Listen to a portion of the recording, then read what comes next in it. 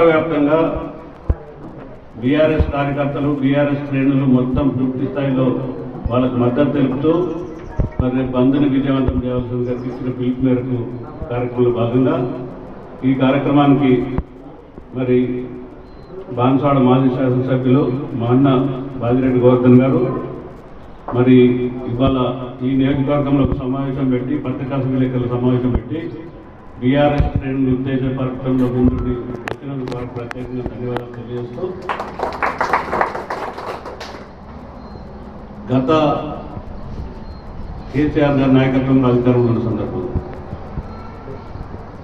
ఆ రోజే బీసీలకు 37% రిజర్వేషన్ ఇస్తాం, దీన్ని చట్టపరంగా తెద్దాం, రాజ్యాంగబద్ధంగా చేసి దీన్ని బీసీలని సముచిత స్థానం ఇద్దామనేటువంటి కేసీఆర్ గారి ఆలోచన ప్రకారం 37% రిజర్వేషన్ని అసెంబ్లీలో తీర్మానం చేసి గవర్నర్ గారి దగ్గర కూడా ఫైల్ పంపి ఇవాళ ఏ పరిణామక్రమం అయితే జరుగుతుందో ఇవాళ రేవంత్ రెడ్డి గారు ఏదైతే చేస్తున్నారో మరి ఆ రోజు కూడా 37%కి టీఆర్ఎస్ పార్టీ ఒక పద్ధతి ప్రకారం చేస్తూ వెళ్ళినప్పటికీ ఆ రోజు ఈరోజు అధికారంలో ఉన్నటువంటి కేంద్రంలో అధికారంలో ఉన్నటువంటి బీజేపీ పార్టీ 9వ షెడ్యూల్లో పెట్టి దాన్ని చట్టబద్ధం చేసి లోక్సభలో పార్లమెంట్లో దాన్ని చట్టం చేసి చేయాల్సినటువంటి బాధ్యతను వాళ్ళకి పక్కకు పెట్టి ఈ పాత ఏవైతే రిజర్వేషన్లు 50%కి మించకుండా ఉన్నదాన్ని కంటిన్యూ చేస్తూ లేని కారణాలు చెప్తూ ఇవాళ దాన్ని చట్టం కాకుండా చూసినటువంటి సందర్భం ఒకటి బీజేపీ.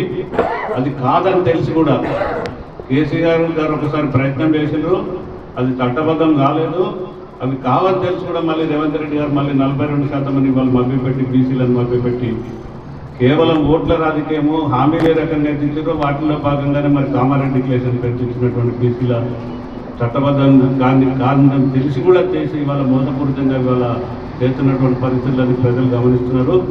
ఇవాళ ముఖ్యంగా బీఆర్ఎస్ శ్రేణులందరినీ బాన్స్వాడ నియోజకవర్గంలో ఇవాళ రేపు అన్ని మండలాల్లో ఇవాళ సాయంత్రం అన్ని దుకాణ సముదాయాలు అన్ని ఆఫీస్ కార్యాలయాలకి పూర్తి స్థాయిలో సమాచారం ఇచ్చి రేపటి బంద్కి పూర్తి స్థాయిలో బీఆర్ఎస్ పార్టీ ముందుంటుందని చెప్పి ఒక మంచి నిర్ణయాన్ని తీసుకుని బీఆర్ఎస్ శ్రేణులంతా రేపటి కార్యక్రమం పాల్గొని ప్రత్యేకంగా ఈ పథకం కోరుతూ ఇంకొక విషయం, మరి కాంగ్రెస్ పార్టీ చిత్తశుద్ధి రేపు మరి ఇక్కడ వారి సిసిడిలో నిజామాబాద్ జిల్లా డీసీసీ అధ్యక్షుల ఎంపికలో ప్రక్రియలో భాగంగా మరి సమావేశం ఏర్పాటు చేస్తుంది. ఒక పక్క బీసీలకు మేము న్యాయం చేస్తామని చెప్తూ మరి రేపటి బంద్ పిలుపుల కార్యక్రమంలో భాగం కూడా మరి రేపటి కార్యక్రమం పెడుతున్నటువంటి సందర్భం స్పష్టంగా కాంగ్రెస్ పార్టీ వాళ్ళకి వాళ్ళ హెచ్చరిక చేస్తున్నారు. రేపు కనుక మీరు కనుక కార్యక్రమం నిర్వహిస్తే బీఆర్ఎస్ శ్రేణులకి మిమ్మల్ని అడ్డుకుంటే మీ కార్యక్రమం నడవనీయమని చెప్పి ప్రత్యేకంగా చెప్తారు. కాబట్టి మేమిచ్చే ఈ పిలుపు మేరకు ఈ పత్రికా సమావేశం ఇచ్చినటువంటి సమాచారం మేరకు విజ్ఞతతో కార్యక్రమాన్ని రద్దు చేసుకుంటారా లేదా నిర్వహిస్తారా? రేపటి కార్యక్రమం కనుక నిర్వహిస్తే ఖచ్చితంగా మా కార్యకర్తలను అడ్డుకుంటారు. ఆ కార్యక్రమం నిర్వహించనీయమని చెప్పేసి ప్రత్యేకంగా కోరుకుంటూ మరి పత్రికా విలేకరుల సమావేశం ఉద్దేశించి మా అన్న బాజిరెడ్డి గోవర్ధన్ గారిని మాట్లాడాల్సి కోరుతున్నాను. రేపు బీసీ సంఘాల పిలుపు మేరకు మన నాయకుడు కేసీఆర్ గారి యొక్క ఆజ్ఞ మేరకు మన వర్కింగ్ ప్రెసిడెంట్ కేటీఆర్ గారు ఇచ్చిన ఆదేశం మేరకు రాష్ట్ర వ్యాప్తంగా జరిగే బీసీ సోదరుల యొక్క పిలుపు మేరకు రేపు జరగబోయే బంద్ కార్యక్రమాన్ని దిగ్విజయం చేయాలని చెప్పి ఉద్దేశంతో ఈరోజు ప్రెస్ మీట్ ఏర్పాటు చేయడం జరిగింది. ఈ కార్యక్రమానికి వచ్చినటువంటి సోదరుడు మన ఉమ్మడి రాష్ట్ర ఎంపీటీసీ సంఘం అధ్యక్షుడు మాజీ అధ్యక్షుడు కల్మేశ్వర శ్రీనివాసరావు గారు, మాజీ మండలాధ్యక్షుడు శ్రీనివాస్ గారు, సోదరుడు రవి గారు, ఇంకా వివిధ మండలాలకు వచ్చినటువంటి ముఖ్యమైన నాయకులు, అదేవిధంగా రవి, తర్వాత మనకు చాలామంది వచ్చారు. అందరి పేర్లు చెప్పడం మీకు అది కాబట్టి పేరు సోదరులతో కూడా నమ్మకం ఏంటంటే మొదటి నుంచి కూడా రేవంత్ రెడ్డి చేసే కార్యక్రమం చూస్తున్నాం. ఇంకా ఎన్నికల్లో భాగంగా కామారెడ్డికి వచ్చి చెప్పిండు బీసీ డిక్లరేషన్ ఒక ఇష్యూలో డిక్లరేషన్ అంటే బీసీలలో వచ్చే ఎన్నికల్లో 40% రిజర్వేషన్ బీసీలకు ఇస్తామని చెప్పి హామీ ఇచ్చినారు.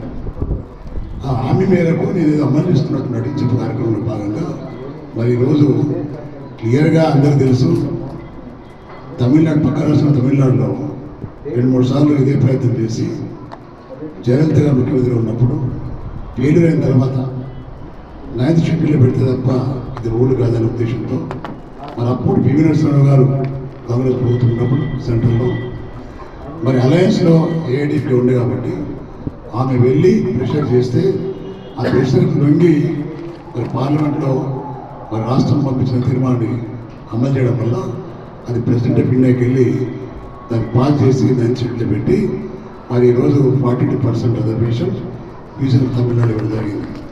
అది చాలామంది తెలుసు, అందరికీ తెలుసు.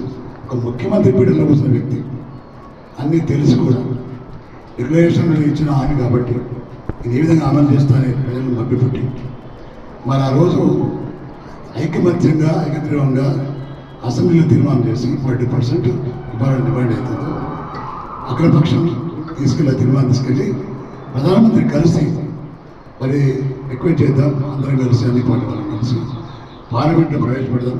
బిల్లు ప్రవేశపెడితే అది పాస్ అయిన తర్వాత ప్రెసిడెంట్ మీడియాకి పోతుంది, 9th షెడ్యూల్లో పెట్టేది ఎక్కువగా మాటను మాట్లాడి అసెంబ్లీలో మాట్లాడి తీర్మానం చేయించుకోవచ్చు. మొత్తం దానిలో బీజేపీ వాళ్ళు, కాంగ్రెస్ పార్టీ వాళ్ళు, టీఆర్ఎస్ పార్టీ వాళ్ళు, సిపిఐ వాళ్ళు, సిపిఎం వాళ్ళు అందరూ ఉన్నారు, ఎంఐఎం కూడా ఉన్నారు. వీళ్ళందరూ అంగీకరించిన తర్వాతనే వారి రిజల్యూషన్ పాస్ చేయడం జరిగింది. పాస్ చేసిన తర్వాత చేయాల్సిన పని ఏంటంటే అఖిలపక్షం తీసుకొని ప్రధానమంత్రి దగ్గర వెళ్ళాలి. వెళ్ళకుండా తగ్గుతున్నాం అని సిగ్గు లేకుండా వారు డైరెక్ట్గా వెళ్ళి ఎక్కడైతే ధర్నా చౌక్ ఉందో ఢిల్లీలో ధర్నా చౌక్కి ధర్నా చేసుకుంటారు పోనీ కాంగ్రెస్ పార్టీ వాళ్ళు. ఈ ఉద్దేశం ఏంటంటే చిత్తశుద్ధి ఉంటే మీకు బీసీలు అంటే గౌరవం ఉంటే బీసీల ఓట్లు మీకు వేసిండ్రు వాళ్ళకు మనం చేయాలనే ఆలోచన ఉంటే ఆ రోజు అఖిలపక్షం కలిసి పార్లమెంట్లో ప్రధానమంత్రి కలిసి అయిపోతున్నారు. కాకుండా వక్రమార్గం పెట్టి బీసీ బిల్లు పాస్ కావద్దు, మేమంతా వాళ్ళ మున్పటిలాగానే ఎలక్షన్ జరపాలనే దురుద్దేశంతో ఈ రేవంత్ రెడ్డి మరి ఆ రోజు డైరెక్ట్గా వెళ్ళి మరి ధర్నా చేయడం వల్ల ఆ ధర్నా కనీసం నాయకురాలు సోనియా గాంధీ రాలేదు, అంటే రాహుల్ గాంధీ కూడా రాలేదు. సిగ్గులేని వ్యక్తి కాబట్టి ఏదో సాధించినాము, మేము పాస్ చేసినాము, ప్రధానమంత్రి గౌరవం ఇవ్వలేదు, అపాయింట్మెంట్ ఇవ్వలేదనే ఒక అపాయింట్ వేసి వాపస్ వచ్చి మళ్ళీ ఏం చేసిండు, తీర్మానం చేసి గవర్నర్ పంపించారు కాబట్టి ఆ తీర్మానం దగ్గర పెట్టుకోడు కాబట్టి 3 నెలలు పెట్టుకోడు కాబట్టి ఆటోమేటికల్లీ అది మరి అమెండ్మెంట్ అయిపోతుంది. దాన్ని దృష్టిలో పెట్టుకున్న మరి జియో పాస్ చేసి మరి ఎలక్షన్ కమిషన్ పడుతుంది. స్టేట్ ఎలక్షన్ కమిషన్ వాళ్ళ చర్యలు తీసుకున్నారు. తర్వాత మన సుప్రీంకోర్టుకి వెళ్ళారు, హైకోర్టుకి వెళ్ళారు, వేరే వాళ్ళు హైకోర్టు పెద్ద వాదించినట్టు డైలాగ్ కొట్టాడు, చాలా పెద్ద అడుగుని పెట్టాడు. అంటే జనం దృష్టి మళ్ళించాలా, అబ్బా పాపం రేవంత్ రెడ్డి మన కోసం బాగా కష్టపడుతున్నాడు, మంచి వకీలు పెట్టాడు, డబ్బు ఖర్చు పెడుతున్నాడు అనే ఒక స్కీమ్ గురించి అని తెలుసు. అది హైకోర్టు నిలిపోయి సుప్రీంకోర్టు నిలిపోయి అని తెలిసి కూడా ఈ డ్రామా ఆడి హైకోర్టు కొట్టేసిన తర్వాత దాన్ని స్టే ఇచ్చాడు, ఎక్స్టెన్షన్ చేసిండు. తర్వాత సుప్రీంకోర్టుకి వెళ్ళాడు, 4 వారాలు ఆగమని చెప్తే ఆగకుండా సుప్రీంకోర్టు వెళ్ళాడు. సుప్రీంకోర్టు కూడా ఏదైతే చెప్పినా ఇంతకుముందు వీడియో కూడా రిలీజ్ చేసిండే, సుప్రీంకోర్టుకి వెళ్ళిన తెల్లారే రిజెక్ట్ చేసినారు. అంటే తెలిసి అన్నీ తెలిసి మందిని పాలన చేసి ప్రతి ఒక్కరిని మోసం చేసి ఇలా ముఖ్యమంత్రి సీట్లో కూర్చున్న ఒక అబద్ధాల మారి రేవంత్ రెడ్డి మళ్ళీ ఒకసారి మోసం చేసి మేమేం చేయాలా, కాంగ్రెస్ పార్టీ ఏం చేస్తుంది అని చెప్పుకుంటూ రేపు మళ్ళీ పాత రిజర్వేషన్ అమలు చేస్తామని చెప్పి ఉద్దేశం ఉంది. కాబట్టి ఇవన్నీ కుట్రలని గ్రహించినటువంటి బీసీ నాయకులు మరి చక్కగా వచ్చి మన దగ్గరకు వచ్చారు, మన నాయకుల దగ్గరకు వచ్చారు, ఎంత మోసం చేస్తున్నారు రేవంత్ రెడ్డి. కాబట్టి రేవంత్ రెడ్డి చేసే చర్యలకు వ్యతిరేకంగా రేపు బంద్ పార్టీ సపోర్ట్ కావాలన్నప్పుడు కేటీఆర్ గారు ముందుకు వచ్చి మరి మన స్టేట్ పిలిపించాడు, మన బంద్లో భాగస్వామ్యం కావాలి. తప్పకుండా సీరియస్గా నేను చెప్పే విషయం ఏంటంటే మా అందరూ కూడా మన పార్టీ శ్రేణులు అన్ని కులాల వాళ్ళు ఉంటారు, బీసీ సోదరుల పద్ధతి వాళ్ళు మనందరం కూడా బీసీ సోదరులు న్యాయం జరగాలంటే ఈ పాత రిజర్వేషన్ ద్వారా ఎలక్షన్ పెడితే మనకు తప్పకుండా అన్యాయం జరుగుతుంది.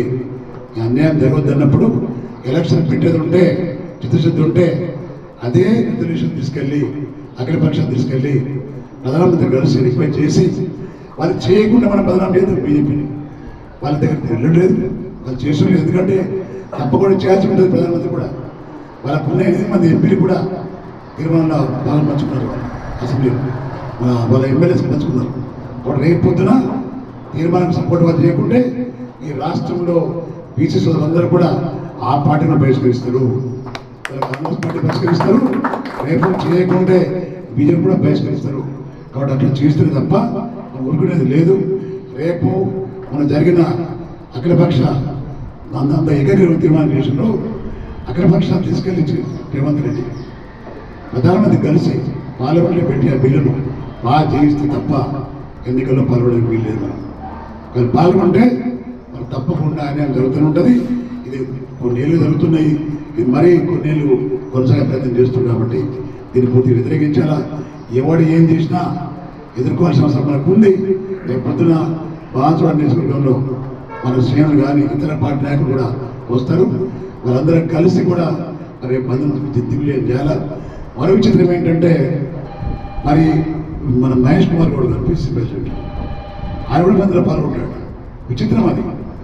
అన్యాయం చేసింది వాళ్ళు, ద్రోహం చేసింది వాళ్ళు పాల్గొంటే ఏముంటుంది? వాళ్ళు ఒకళ్ళు ధర్నా చేసి ఉంటే రేవంత్ రెడ్డి కూడా చేయాలి ధర్నా. కాంగ్రెస్ పార్టీ శ్రేణులు అందులో కూడా తీసుకుని ఉంటారు. కాబట్టి అలా చేయకుండా మేము కూడా సపోర్ట్ చేస్తామంటే విచిత్రమైన పరిస్థితి. కాబట్టి నేను ఏమంటున్నా అంటే ఇవాళ బాన్సువాడ కానీ నిజామాబాద్ జిల్లా కానీ ఉన్నటువంటి మన సోదరులందరూ కూడా టీఆర్ఎస్ పార్టీ శ్రేణులందరూ కూడా తప్పకుండా మరి ఉదయం నుంచి రాత్రి వరకు ఈ బంద్ సక్సెస్ చేయాలని మరోసారి బీఆర్ఎస్ పార్టీ ద్వారా అందరూ తెలియజేస్తాం. సక్సెస్ చేయాలని కోరికలు తెలియజేసుకుంటున్నా. జై తెలంగాణ, జై కేసీఆర్, జై కేటీఆర్.